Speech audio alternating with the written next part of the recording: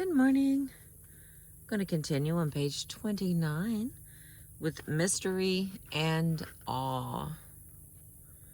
Although most of us view the world of the West in the 20th century as almost totally secularized, a sense of the numinous of mystical awe is surfacing in unlikely places.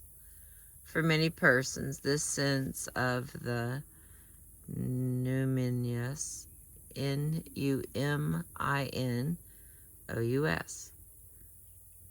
I know how to sound all of it out, but not together.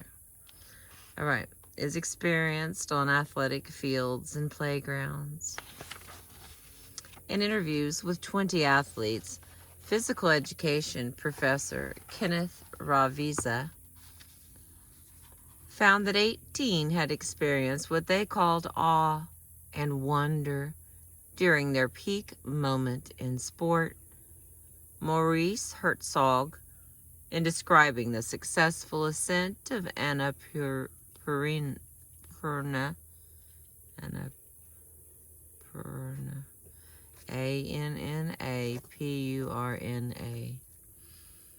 says that as he and Pierre Lachenel approached the summit, and then here's what he said.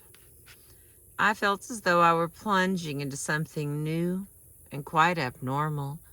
I had the strangest and most vivid impressions, such as I had never before known in the mountains. There was something unnatural in the way I saw Lachenel and everything around us, ... All sense of exertion was gone, as though there were no longer any gravity. This diaphanous...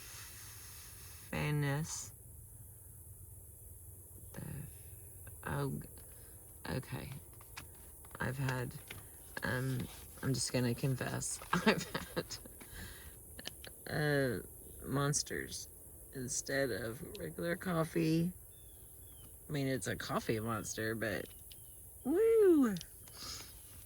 Okay. Now that I've cleansed my soul, I'm going to continue reading this book. There was something unnatural in the way I saw Lachenel and everything around us, ... All sense of exertion was gone, as though there were no longer any gravity. The landscape, this quintessence of purity, these were not the mountains I knew. They were the mountains of my dreams. This sense of awe, which may linger on after the experience, was felt by a surfer who, after riding his biggest wave, said, afterward, I just sat there. I didn't want to talk about it. It happened so quickly, I didn't realize the magnitude of it until I was sitting on the beach. At these times, athletes feel they are treading on sacred ground, or even that the divine has invaded their lives. Basketball player Patsy Neal writes, there are moments of glory that go beyond the human expectation, beyond the physical and emotional ability of the individual. Something unexplainable takes over and breathes life into the known life. One stands on the threshold of miracles that one cannot create voluntarily. The power of the moment adds up to a certain amount of religion in the performance. Call it a state of grace or an act of faith or an act of God. It is there, and the impossible becomes possible. The athlete goes beyond herself. She transcends the natural. She touches a piece of heaven and becomes the recipient of power from an unknown source. Power goes beyond that which can be defined as physical or mental. The performance almost becomes a holy place where a spiritual awakening seems to take place. the individual becomes swept up in the action around her. She almost floats through the performance, drawing on forces she has never previously been aware of.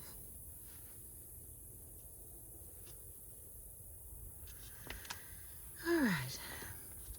This can be frightening, can be a frightening experience. It can literally raise the hairs on the head. George Plimpton relates a conversation he had with tennis player Sidney Wood on what it is like to be charged up during a match. He described the effect as total vision, in which the feeling of omnipotence is overwhelming. You simply become more than yourself, Wood said. When it happens, there are physical manifestations as well. The hair stands on end and starts to get all prickly. Dick Schaap, S-C-H-A-A-P, has written a whole book centered on the moment at the Mexico Olympics when Bob Beamon broke the world record in the long jump by nearly 2 feet, a record no one has approached since. After the footage had been determined and Beamon had donned his warm-up pants, Schaap, who relived the event with Beamon, says, "Suddenly, the enormity of what he had done sank in, and Beamon fell to his knees, leaned his head against the tartan running track, almost if he were kissing the ground, then clasped his head in his hands. Waves of nausea rolled over him, and his heart pounded as it had never pounded before, and he could see stars in front of his eyes. Tell me I am not dreaming," he mumbled. "It's not possible. I can't believe it. Tell me I am not dreaming."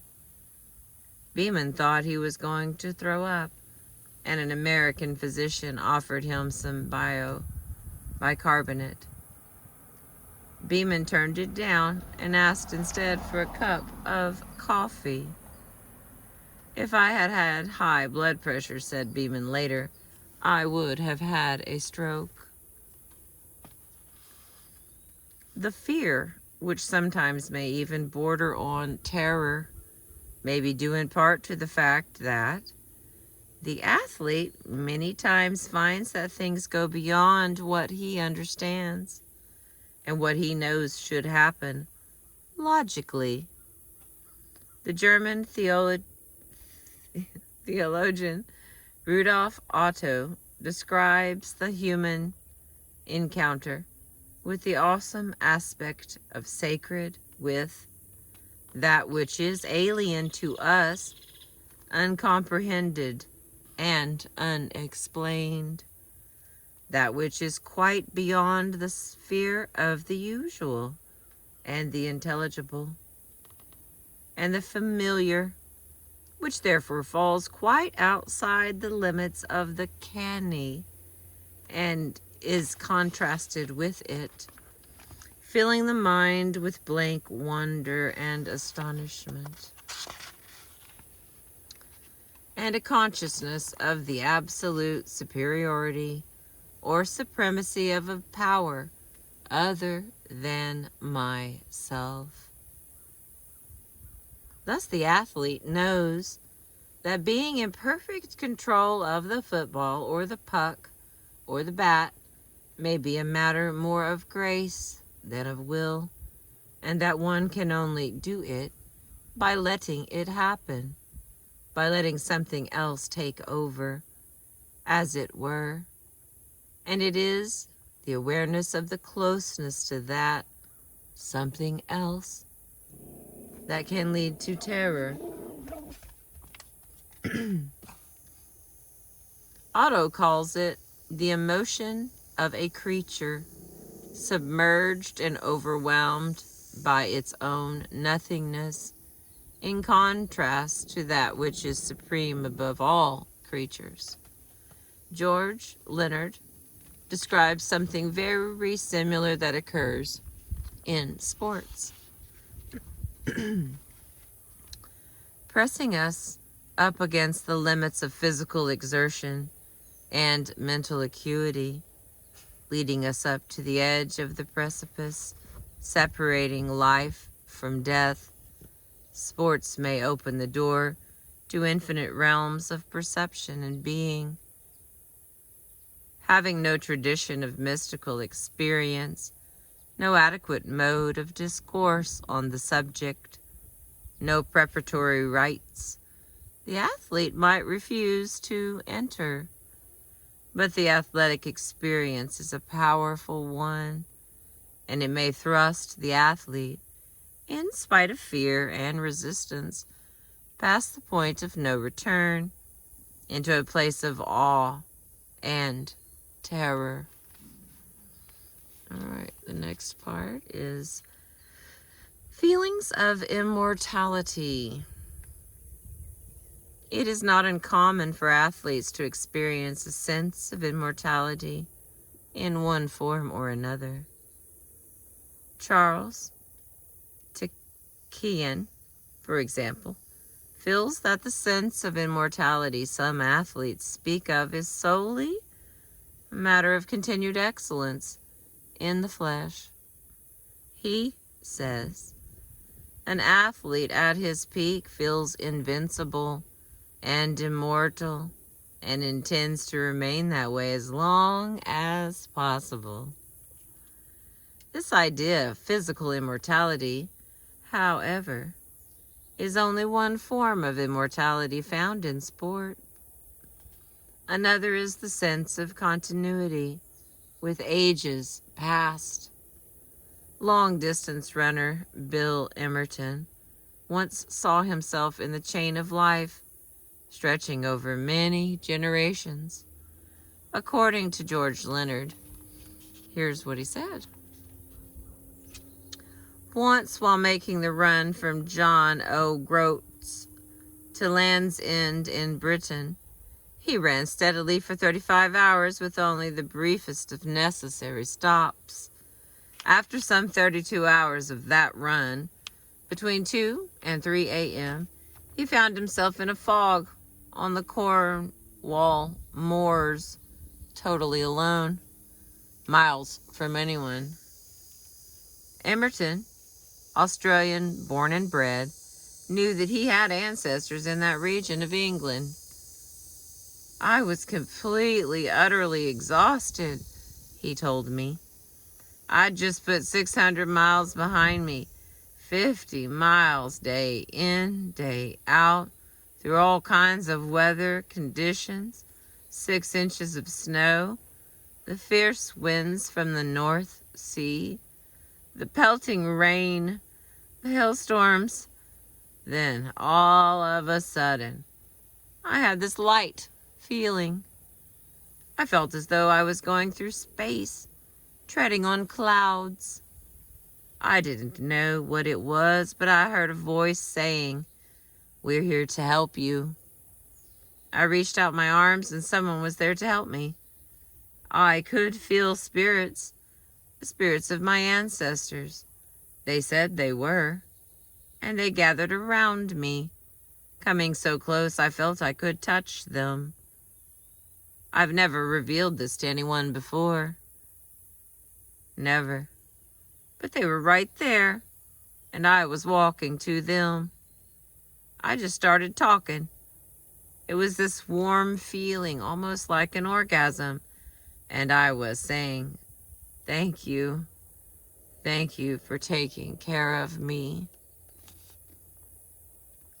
Some sports, more than others, excuse me, seem to draw back a curtain that ordinarily screens out all intimidations of immortality, thus revealing a reality that has been there unguessed all the time. This occurs with some frequency in mountaineering and is exemplified by Frank Smith's experiences in the Himalayas.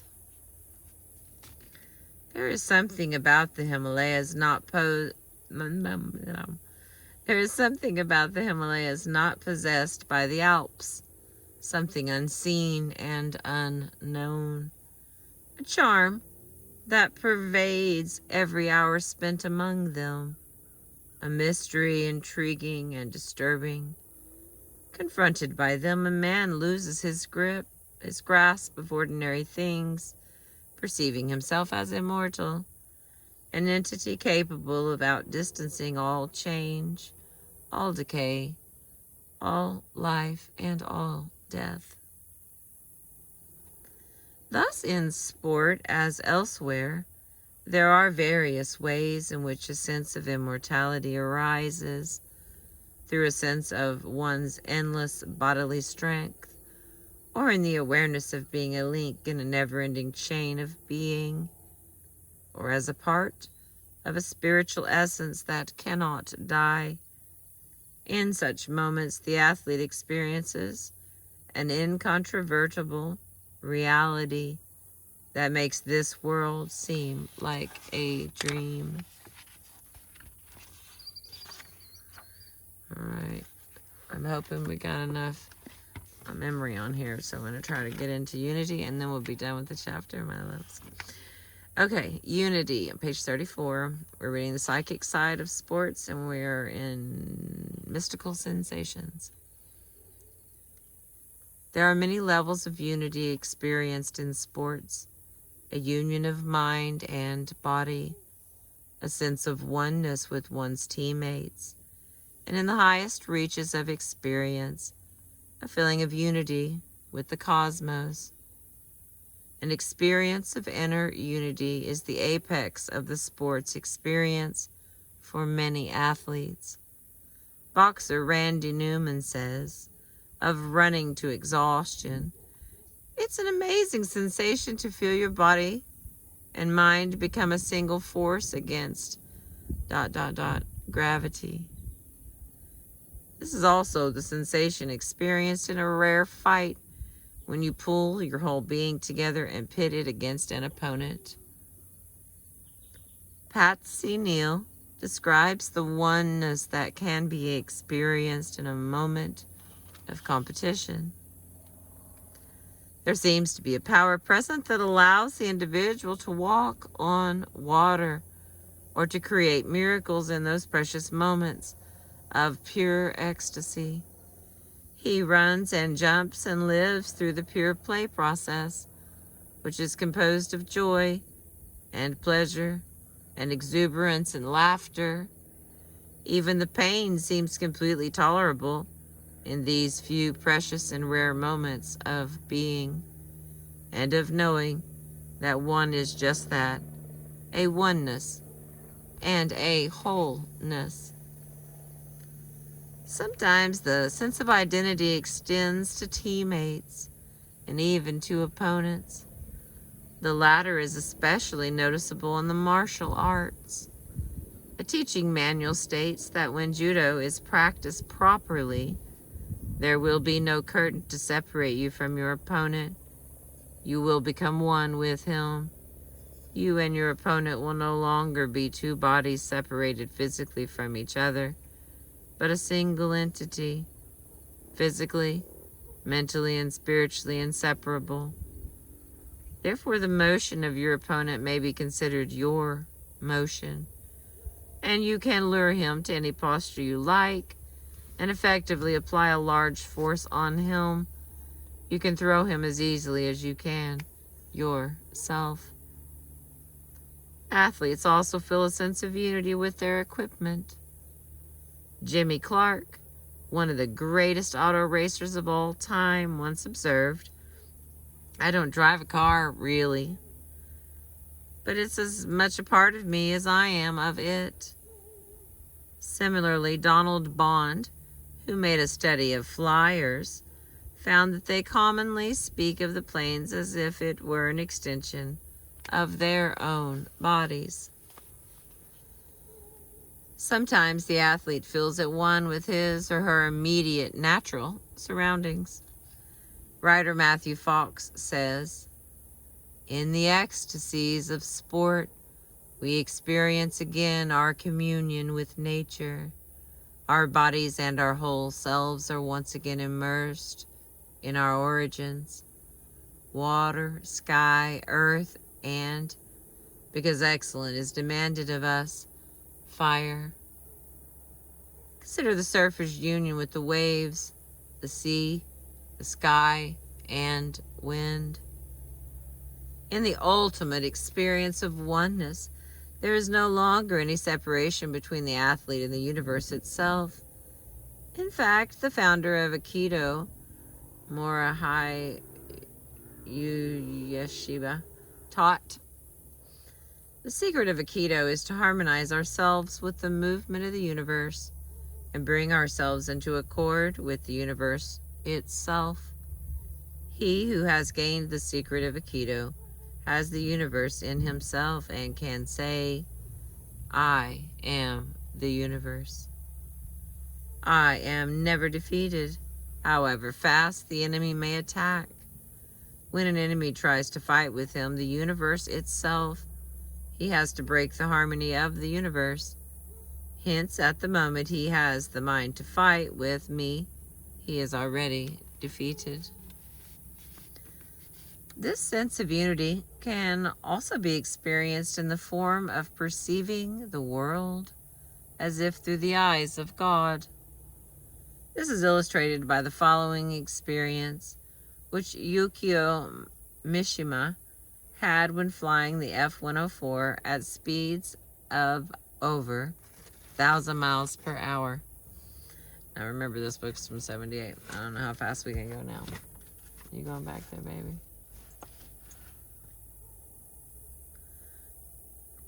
All right, Yukio Mishima. If this stillness was the ultimate end of action, of movement, then the sky about me, the clouds far below, the sea gleaming between the clouds, even the setting sun, might well be events, things within myself. At this distance from the earth, intellectual adventure and physical adventure could join hands without the slightest difficulty. This was the point that I had always been striving towards. And the next one, explorer Richard Byrd, alone for months in the Arctic, living in primitive conditions at sub-zero temperatures, one evening knew the unity of the universe. He writes, the day was dying, the night being born, but with great peace. Here were the imponderable processes and forces of the cosmos, harmonious and soundless. Harmony, that was it.